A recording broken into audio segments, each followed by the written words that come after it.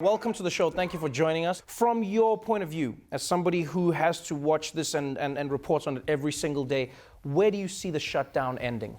I actually believe it might actually end this weekend. I think there's an actual real chance that it looks like the president is finally realizing he's not going to get his way. I think he's finally seen, I mean, that was the whole point of these Senate votes. Show him, it was a bit of show and tell. Right. Some presidents need show and tell on that front. I don't know what you're talking about.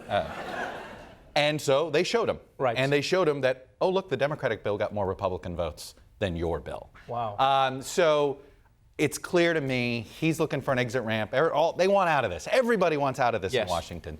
And I actually think that maybe by the weekend, I actually think this thing could open up. Is it true that you were at the White House when he gave that address to the country, that primetime address? He hosted a bunch of us for lunch beforehand, right. For an off-the-record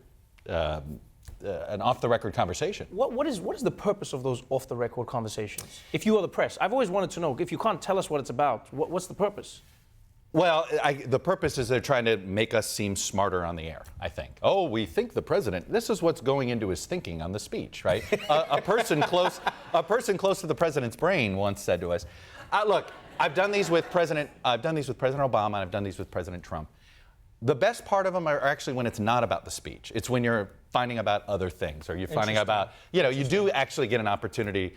What are you thinking over here with Syria? Right. Or what are you thinking on this front? So they actually are helpful. I think look, politicians are rarely honest on the record. So you're better off getting them off the record. You have a chance of getting some, I think, idea of what the truth is. But what is your relationship with him? Because, I mean... It's a great question. We at the show can... What is your relationship with him? I have no relationship with him. He does not see me, he does not know me, and this is how I enjoy my life.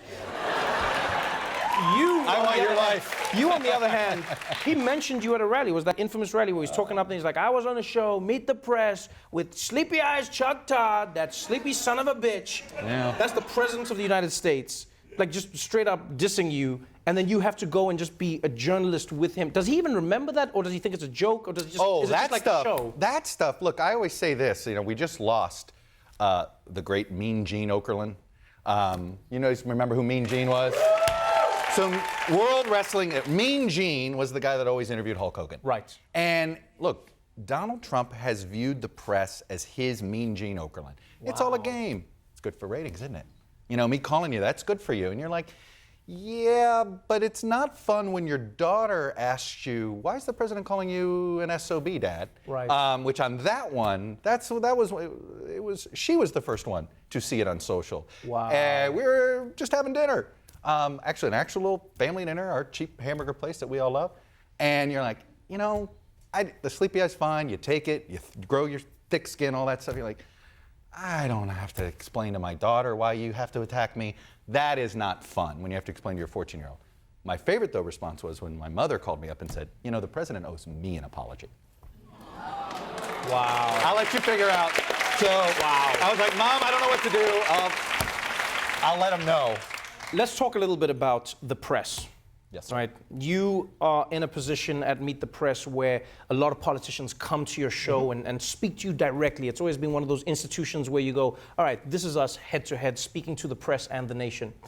Recently, there's been a few stories where people have asked if the press is doing enough to, I guess, in a way, indemnify themselves from the attacks that Trump levels at them, the fake news, etc. Right. One of those was like the BuzzFeed story. Okay. BuzzFeed came out and said, Michael Cohen was told to lie to Congress by President Trump. Then, in a rare move, Robert Mueller comes out and says, no, that's inaccurate. Right. And the media blows up. Do you think that the press has to do more to make sure that their stories are correct? Do you think that cable news shouldn't be reporting what has been reported until they verify it themselves? How do you think you can fix this? Or is it something that's always going to happen now and again? I kind of think this is unfixable. And in some ways, there's two ways to look at it. We can sit here and wring our hands and say, why can't BuzzFeed have the New York Times editors edit their stories? Right. Right, which is essentially, I feel like sometimes what they expect. Like, how come you at NBC News, Chuck Todd, can't verify their reporting? Right. I actually would look at it this way, that, look, we live in this open source world. Social media, we live in an open source world. Guess what? Within 24 hours, as loudly as BuzzFeed landed, is as loudly as it was retracted. Right. And I think the biggest beef people have with the press is when a mistake is made, the retraction's a whisper. Yes. It was always on page 8-2. In this case, I would say, whatever you want to say, would I get rid of social media tomorrow? All those things. There's a lot of things I would love to fix. But this is the world we live in. Donald Rumsfeld once said, right? You go to war with the army you have, not the army you want. The system worked as best as it could. Right. The system worked. You saw that it got out of hand and whatever it is, but as loudly as it landed is as loudly as it was pulled back. In that sense, that's as best as we can hope for in this media environment. It's interesting that it feels like the media and the news has found a way to adapt to reporting on President Trump. You know, I remember when he first started, people gave him the benefits of the doubt. People would say a lot of, well, what I think he meant to say is, and you know, this is, well, I think the meaning, and what's been interesting is, let's say with the shutdown in particular, right. I find that news has been very quick to say, the shutdown, President Trump blaming the Democrats, even though he said he's creating the shutdown, he will own the shutdown. Right. And the news never used to do that. They would say, the president says this, but they wouldn't say that he directly contradicted himself. Is that something you've had to learn as a news anchor? I think it's one of those things where there was this sense that the press, for a long time, I would say sort of between Watergate and now, that the press, it wasn't necessarily that you covered up for the powerful, but you explained the powerful. Right. You know, so one of my favorite anecdotes is apparently in the 70s and 80s, whenever you would hear somebody report about a member of Congress being drunk, they wouldn't say that, they'd say, so-and-so was tired tonight on the Senate floor. And that was, my point is there was a lot of examples like that where there was this, as you just put it, well, what the president meant to say, and you know, he uses that rhetoric this way. And I think there was a lot of that. It just became a habit. I think obviously a bad habit. I can tell you this, everybody's handling the Trump era in different ways. I just a simple motto, which is say what you see. It's as simple as that. Our job in Washington, the ultimate job of a reporter is to write what you observe, right? Right. Say what you see. Don't try to explain it and do backflips. Say what you see. Why is the president tweeting about this? Explain why he's doing it. Mm-hmm. Go ahead and show maybe what he's saying, but give it context and explain it. Say what you see. I think too often we covered up's the wrong word.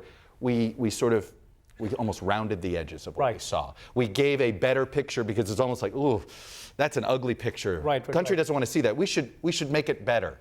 No, you know what? Rip the Band-Aid off. Let's see it.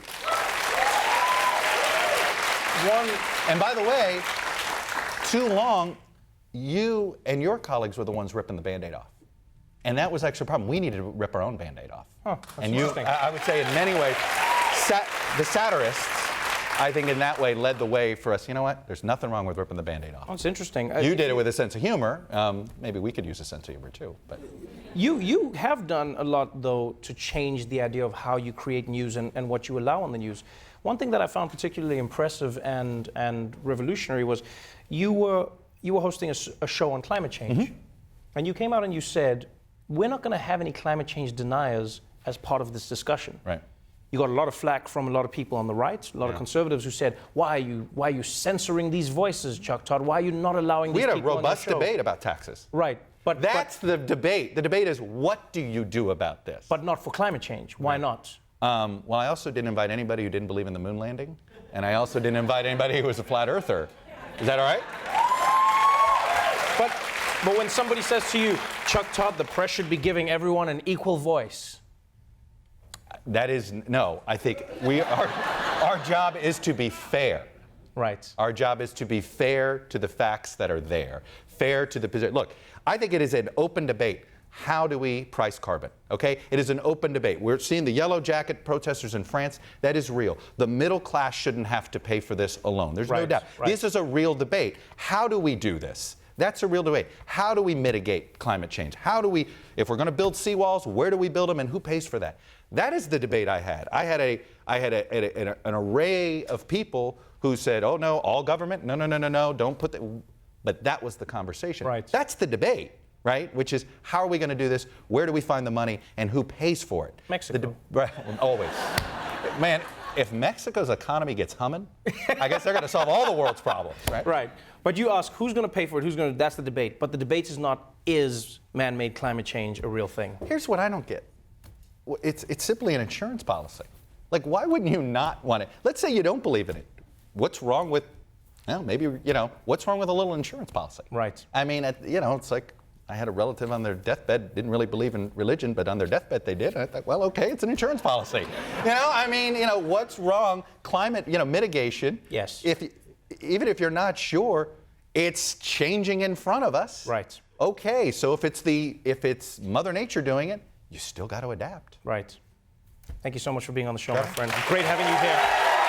MTP Daily airs weekdays at 5 p.m. on MSNBC and Meet the Press airs Sundays on NBC. Chuck Todd, everybody.